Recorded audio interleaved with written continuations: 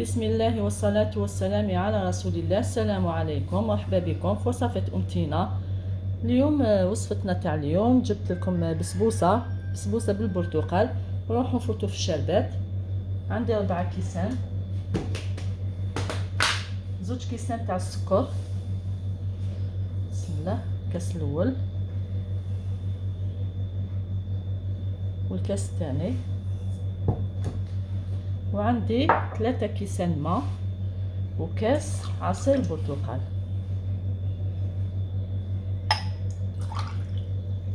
والكاس تاع دايما تاعنا تاع 220 مليلتر، 2. هذا الكاس الثالث، والكاس الرابع درتو تشينا عصير البرتقال. ونديرو وحده تاع طرونش تاع البرتقال، ونديروها فوق الفرن تغلي لنا مده 10 دقائق ونحوها. دوك انا راح نديرها طيب. نروحوا للمقادير تاع البسبوسه.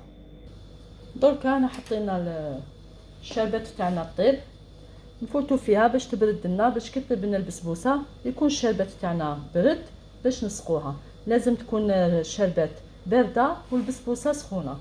نروحو درك هذيك طريقه التحضير. عندي 4 حبات بيض ورشه الملح، هاي ليك درتها في الريسيبيون.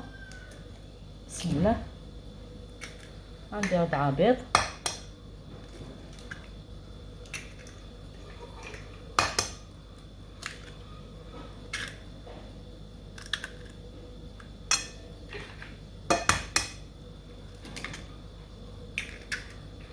عندي كاس الا ربع تاع السكر باش ما تجيناش حلوه بزاف. ونضربوهم هادو كامل هكذا بالفوي حتى يذوب لنا السكر. هكذا كي داب لي كامل السكر ندير مغرف تاع لافاني. نبداو نديرو الزيت على 2 دفوعات. بسم الله. مغرف ونص لها، ونبداو نديرو الزيت. بسم الله. ندخلوها مليح في البيض.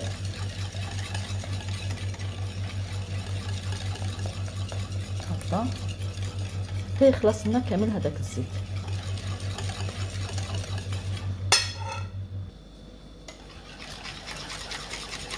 نبدا نكمل كامل هذاك الزيت. دوكا نزيد لها كاس حليب، نزيدو كاس حليب،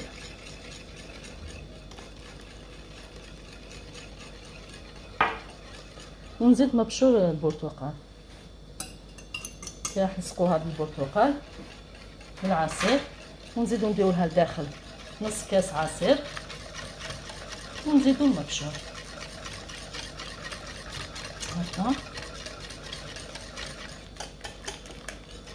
نزيد نواه كوكو، عندي كاس غير ربع، واللي ماشي متوفر عنده يقدر يستغنى عليه، ولا يدير كاس تاع لا شابلور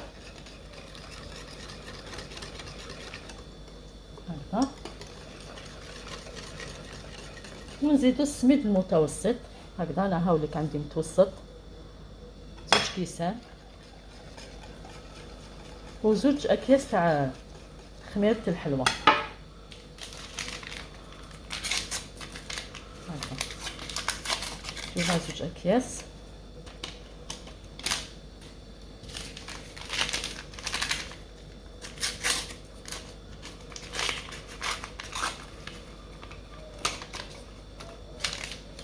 واللي ما عندوش نواه كوكو يقدر كامل ما يديرش نواه كوكو، يخلطو بنص كاس تاع السميد حطو ماين، ولا بنص كاس تاع الفارينه.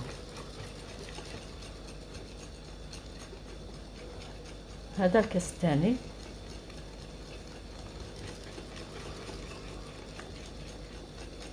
هذه البسبوسه بزاف بنينه وتجي خفيفه وتجي بنه العسل تاع البرتقال، تجي هايله هكذا.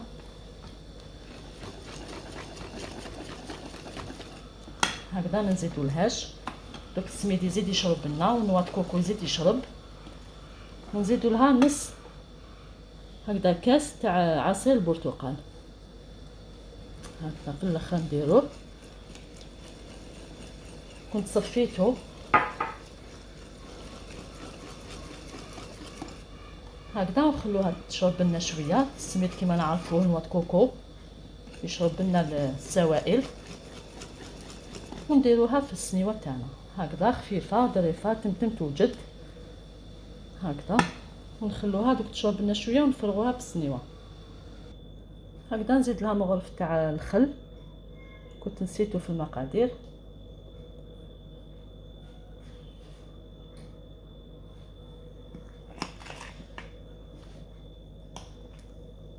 شوفوا كيف بدات تتقال.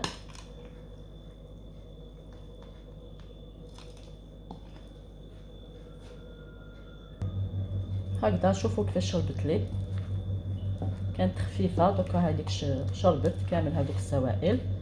عندي هاد السنيوه تاع 20 على 30 دهنتها بالزيت ورشيتها بشويه تاع الفارينه، ونفرغوا الخليط تاعنا هكذا هكذا.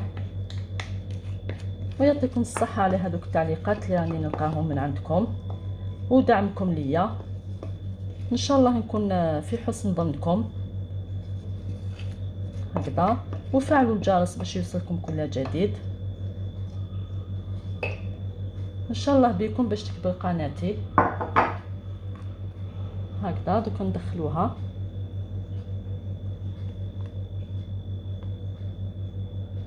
هكذا. هاي ليك طابت لي بسبوسه والشربات تاعنا راهي بارده. نحو هذيك الشريحه تاع التشينا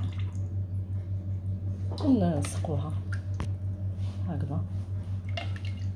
البسبوسه سخونه والشربات بارده. نفرغوها كامل ونخلوها حتى تشرب الماء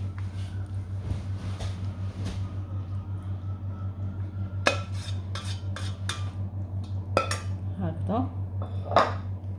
دوك تشرب لي كامل هاد الشربات نقطعوها.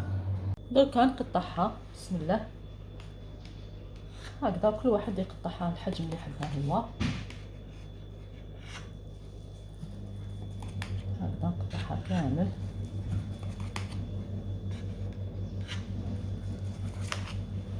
ونزينوها بنواة كوكو ولا بشرائح تاع البرتقال ولا كيما حبيتو. تزييني ولي اختياري، كل واحد واش يحب يزين البسبوسه تاعو هكذا. دوكا كي قطعتها كي درتها نواة كوكو لداخل، دوكا نزينها بشويه تاع نواة كوكو من الفوق هكذا. كل واحد يديرها هكذا شويه شويه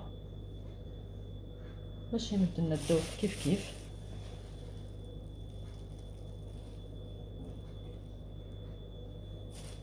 هاي ديك البسبوسه كي وجدت شربناها جات ما شاء الله.